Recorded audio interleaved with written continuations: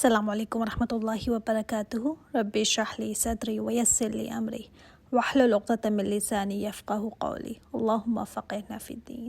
اللہم انی اسألک علما نافعا وعملا متقبلا ورزقا طیبا. میں نے لاسٹ ٹائم آپ کو بتایا تھا کہ داعی اللہ کی طرف، جو اللہ کی طرف بلانے والے ہیں، اس کی کچھ میں نے سٹیپس آپ کو بتائے تھے. اس میں سب سے پہلے اللہ تعالیٰ نے اپنے نبی کو کیا فرمایا تھا کہ آپ رات میں قیام کریں، اس سے آپ کو اسٹرینتھ ملے گی. پھر دوسرا، دن کے ٹائم ذکر کریں اور قرآن جو ہے وہ ٹھہر ٹھہر کر تدبر کے ساتھ پڑھیں. اور پھر اللہ کو اپنا وکیل، اپنا کارساز بنائیں، اسی پر بھروسہ کریں. اور صبر، جو یہ کہتے ہیں اس پر صبر کریں اے نبی. حجرن جمیلہ، اچھے طریقے سے اے نبی ان سے الگ ہو جائیں. اور حجرن جمیلہ میں نے آپ کو بتایا تھا کہ انہی کے اندر رہ کر ان کو بھلائی کی طرف بلاتے بھی رہنا ہے، مگر ان کی برائی میں ان کا ساتھ نہیں دینا. اچھے طریقے سے ان سے علیحدہ ہو جانا ہے. اب آگے انشاءاللہ تعالیٰ آیت نمبر 11 کو دیکھتے ہیں. اعوذ باللہ من الشیطان الرجیم، بسم اللہ الرحمن الرحیم. وَذَرْنِي، اب یہ کافروں کے لیے تھریٹ ہے. اللہ تعالیٰ فرماتے ہیں نبی آپ مجھے چھوڑ دیں، والمکذبین، اور جھٹلانے والوں کو. اب آپ ان کو میرے حوالے کریں، نہ آپ اپنے آپ کو غمگین کریں. دوسری جگہ سورہ حجر میں بھی اللہ تعالیٰ نے فرمایا نا کہ اے نبی ہم جانتے ہیں آپ کا سینہ تنگ ہوتا ہے ان کی باتوں سے. وہ جو کہتے ہیں نا، تو آپ کیا کریں؟ آپ بھی جا کر لڑیں ان سے، جائیں 10 باتیں ان کو سنا کر آئیں. نہیں، فرمایا آپ اپنے رب کی تسبیح بیان کریں، اس کی حمد کے ساتھ، اور سجدہ کرنے والوں میں سے ہو جائیں. آپ اپنی عبادت بڑھا دیں اے نبی، اللہ تعالیٰ سے اپنے تعلق کو بڑھائیں. یہ نبی کریم صلی اللہ علیہ وآلہ وسلم کے لیے تو تھا ہی، مگر جو اس راستے پر چلے گا اور مشکلیں اٹھائے گا، وہ اپنی اسٹرینتھ کہاں سے پائے گا؟ قیام اللیل سے، اور دن میں اللہ کا ذکر کرنے سے، اور ترتیل سے قرآن پڑھنے سے، غور و فکر تدبر کر کے، پھر اللہ تعالیٰ کو اپنا وکیل بنا کر، اور صبر کرنے سے. اور ان کو چھوڑنا ہے مگر خوبصورتی کے ساتھ چھوڑنا. وَذَرْنِي وَالْمُكَذِّبِينَ، ان مکذبین کو فرمایا میرے اوپر چھوڑ دیں اے نبی. وَلِلنِّعْمَتِ، نعمت والوں کو. صرف مکذبین بھی کہا جا سکتا تھا، نعمت والا کیوں کہا گیا؟ کیونکہ اللہ تعالیٰ نے ان کو اتنی نعمتیں دی ہوئی تھیں، اور تکبر میں یہ بڑھتے ہی جا رہے تھے. یہ اشارہ ہے ان بڑے بڑے سرداروں کی طرف، ابو جہل، ابو لہب، ولید بن مغیرہ، جو مکہ کے رئیس تھے. سب سے زیادہ آپ صلی اللہ علیہ وسلم کے یہی مخالف تھے. وَمَهِّلْهُمْ قَلِيلًا، ڈھیل دیں ان کو تھوڑی سی، یعنی ان کو وقت دیں، ٹائم دیں. فوراً یہ نہ سوچے کہ اللہ ان کو کیوں نہیں پکڑتا، ان پر عذاب کیوں نہیں آ رہا. نہیں، ڈھیل دیں ان کو، مہلت دیں. اور دیکھیے مہلت دینے سے نا کیا ہوا تھا، ابو سفیان ایمان لے آئے تھے بعد میں. اور قلیل ہم سب کہتے ہیں بس کچھ دن، لیکن دیکھیں ابو سفیان فتح مکہ کے بعد ایمان لائے تھے. اسی طرح حضرت عمر رضی اللہ تعالیٰ عنہ بھی بعد میں ایمان لائے تھے، بالکل شروع میں تو ایمان نہیں لائے تھے. تو اللہ تعالیٰ نے فرمایا مجھے اور ان نعمت والوں کو چھوڑ دیں. اور پھر اللہ تعالیٰ نے بتایا بدر میں یہ سب ٹاپ کے سردار ختم ہو گئے تھے. اِنَّ لَدَيْنَا أَنْكَالًا وَجَحِيمًا، اے نبی اگر دنیا میں ان کو سزا نہیں ملتی نا تو بھی آپ فکر نہ کریں، ہمارے پاس ان کے لیے بیڑیاں ہیں اور بھڑکتی ہوئی آگ ہے. یہ ہم سب کے لیے بھی ہے. جب کوئی قرآن کی بے حرمتی کرتا ہے نا، یا آپ صلی اللہ علیہ وآلہ وسلم کے خلاف کوئی تصویریں، پوسٹرز بنا کر باتیں بناتے ہیں، اسلام کے خلاف کوئی پروپیگنڈا کرتے ہیں، تو ایسے دل پر چھریاں چلتی ہیں نا، اتنا دل کو دکھتا ہے نا. تو یہ تسلی ہے کہ فکر نہ کرو، اللہ کے حوالے کر دو ان کو.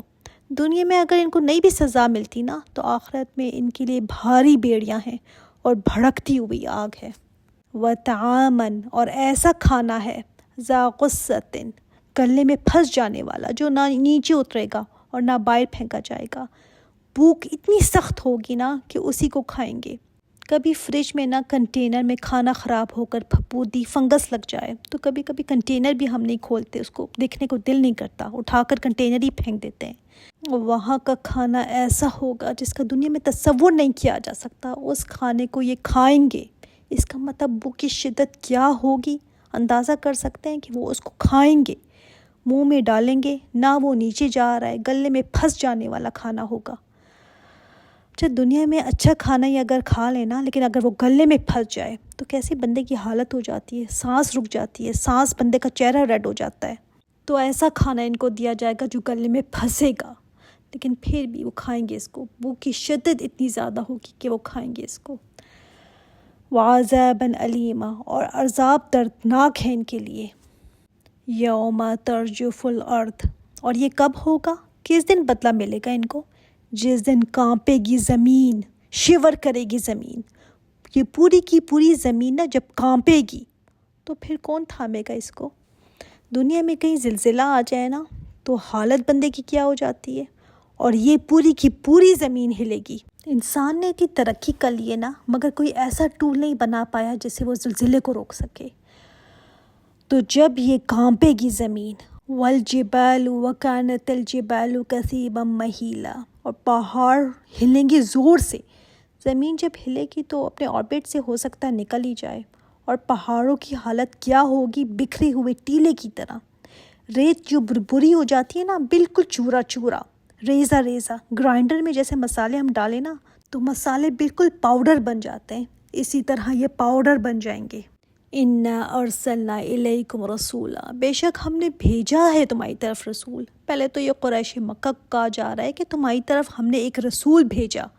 شاہدن علیکم، جو گواہ ہے تم پر. رسولوں کا کام یہ نہیں ہے کہ تم کو منوا کر چھوڑنا ہے، بلکہ رسول کا کام ہے کہ وہ حق کی گواہی دے دے. اپنے پیغام سے، اپنے عمل سے، اپنی بات سے، اپنے کردار و اخلاق سے گواہی دے دے، بتا دے لوگوں کو، حجت تمام کر دے کہ میں نے بتا دیا تھا لوگوں کو، تاکہ قیامت کے دن لوگ یہ نہ کہہ سکے کہ مجھے پتہ نہیں تھا. اور آخری خطبے میں حجۃ الوداع کے موقع پر آپ صلی اللہ علیہ وسلم نے کیا فرمایا تھا؟ مجھے بتاؤ میں نے حق پہنچا دیا نا؟ سب صحابہ نے یک زبان ہو کر کہا ہاں آپ نے پہنچا دیا، آپ نے بہترین نصیحت ہمیں پہنچا دی. تو آپ صلی اللہ علیہ وسلم نے فرمایا تھا اے اللہ گواہ رہنا، تو گواہ رہنا، گواہ رہنا. لوگ مان رہے ہیں کہ میں نے پہنچا دیا پیغام. ہاں آپ صلی اللہ علیہ وسلم کے لیے اس دن ایک اطمینان تھا نا، کیونکہ اس دن امتیں ہوں گی جو پوچھا جائے گا کہ تم کو کسی نے نہیں بتایا تھا، تو وہ کہیں گی نہیں نہیں ہمیں تو کسی نے نہیں بتایا تھا، کوئی بھی نہیں آیا تھا. ان کے پیغمبر کو بلایا جائے گا، پھر ان سے پوچھا جائے گا کہ آپ نے پہنچا دیا تھا پیغام؟ وہ کہیں گے ہاں میں نے بتا دیا تھا، ان کو پہنچا دیا تھا. اب ایک طرف امت کہہ رہی ہے کہ نہیں پہنچایا، ہمیں نہیں بتایا کسی نے، پیغمبر کہہ رہے ہیں پہنچا دیا تھا. تو اب ان کے اوپر کس کو گواہ لایا جائے گا؟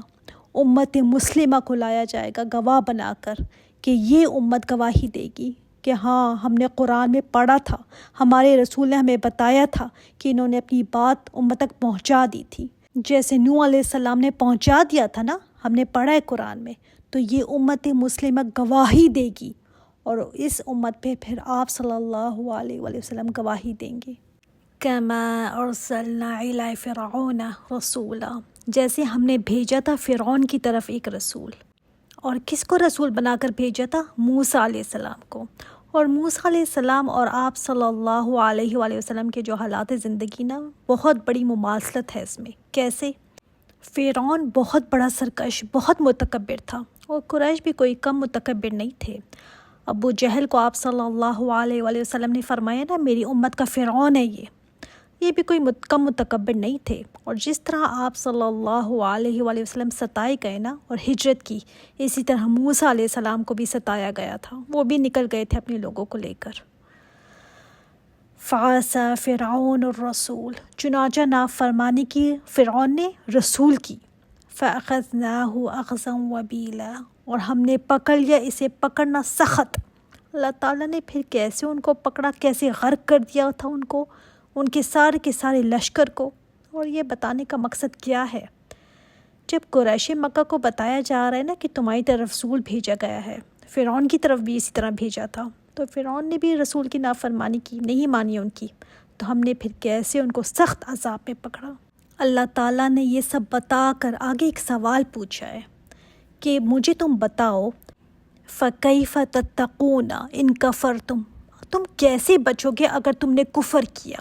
یوم یجعل الولدان شیبا، اس دن کے عذاب سے جو کر دے گا بچوں کو بوڑھا. تم بتاؤ تم کیسے بچ پاؤ گے اگر فرعون نہیں بچا، وہ بادشاہت رکھنے والا، اپنے آپ کو رب العالیٰ کہنے والا کہ میں تمہارا رب ہوں اعلیٰ.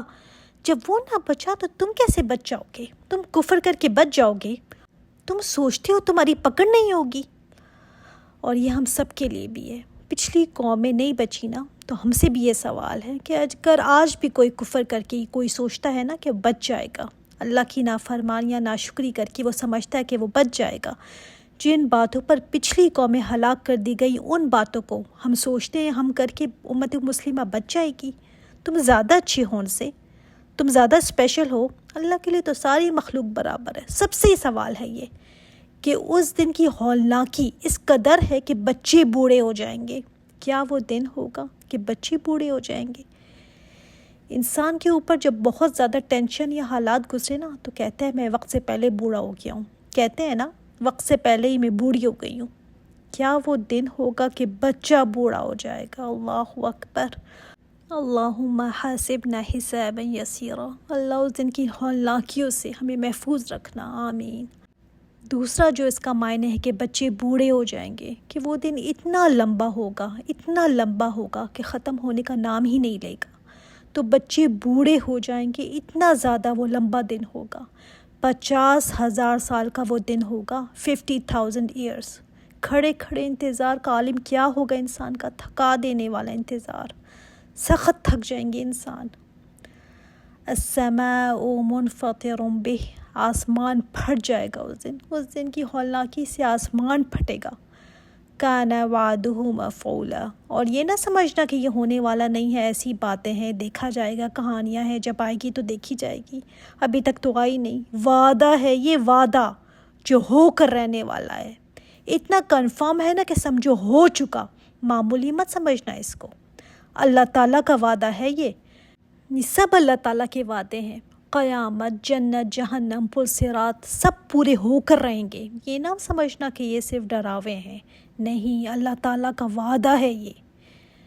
ان ھذہ تذکرہ، پھر فرمایا ساری باتیں سن کر اگر تم عقل مند ہو نا اور سمجھ جاؤ تو سمجھ جاؤ، یہ قرآن جو ہے نصیحت ہے، یاد دہانی ہے، تمہارے لیے ریمائنڈر ہے۔ فمن شاء اتخذ الی ربہ سبیلا، تو پھر جو تم میں سے چاہے اپنے رب کی طرف راستہ بنا لے۔ اللہ تعالیٰ نے فورس نہیں کرنا، زبردستی نہیں ہے، جس کا دل چاہے، نصیحت ہے یہ، تمہارے سامنے ہے، جو چاہتا ہے اللہ کی طرف اپنا راستہ بنا لے، اس کا قرب پا لے، اس کی طرف آنا چاہتا ہے، راستہ کھلا ہوا ہے، جو چاہے آ سکتا ہے، چوز کر کے آ جاؤ۔ نہ چوز کرو گے تو کانسیکوینسز تمہارے سامنے ہیں۔ عقل تمہیں دی ہوئی ہے اللہ تعالیٰ نے، نصیحت تمہارے سامنے ہے، تمہیں بتا دیا گیا ہے حق کیا ہے، باطل کیا ہے، جنت کی طرف راستہ کیا ہے، جہنم کا راستہ کیا ہے، حساب کتاب کیا چیز ہے، قیامت کی ہولناکیاں کیا ہیں، پل صراط، میزان جو قائم ہوگی وہ کیا ہے، کیسے تولیں گے، ذرا سی نیکیاں بھی تولیں گی اور بدیاں بھی تولیں گی۔ اب تمہارا کام ہے یہ۔ اس کے بعد اگر تم غافل رہنا چاہو، بے وقوف رہنا چاہو، اپنے آپ کو غافل میں رکھنا چاہو تو تمہاری مرضی۔ اس میں کون سی اتنی مشکل بات ہے جو ہمیں سمجھ نہیں آتی؟ کیا مشکل ہے بتائیں نا، اس میں کون سا اتنا مشکل فارمولہ ہے جو ہمارے دماغوں میں آتا ہی نہیں ہے؟ صاف کھول کر بتا دیا، ہر چیز کو بتا دیا گیا کہ یہ سودا کرو گے تو جنت ہے تمہارے لیے، زبردستی نہیں کی گئی، چوائس تمہاری ہے، راستہ اللہ تعالیٰ نے بتا دیا۔ فمن شاء، جو کوئی چاہے آنا، نہ آنا چاہو تو نہ آؤ، اپنا ہی نقصان کرو گے، آؤ گے تو تمہارا ہی فائدہ ہے۔ اللہ تعالیٰ کو اس سے کیا، وہ تو بے نیاز ہے۔ تمہاری نماز تمہارے اپنے لیے، تمہارا قرآن پڑھنا، تمہارا بیٹھنا، تمہارا اس کو سیکھنا سمجھنا تمہارے اپنے لیے، اور یہ قرآن تو بار بار ریمائنڈر دیتا ہے۔ جب بھی کوئی الٹے راستے پر جانے لگو گے تو یہ آپ کو سیدھا رکھے گا، جب بھی پھسلنے لگو گے یا قرآن آپ کو کھینچے گا، تذکرہ ہے، یہ ریمائنڈر ہے جو ہمیں بار بار چاہیے، ہم بھول جاتے ہیں۔ یہ قرآن تو ہمیں زندگی کے ہر موڑ پر چاہیے، ہر وقت چاہیے، اس کے بغیر تو سیدھا چلا ہی نہیں جا سکتا۔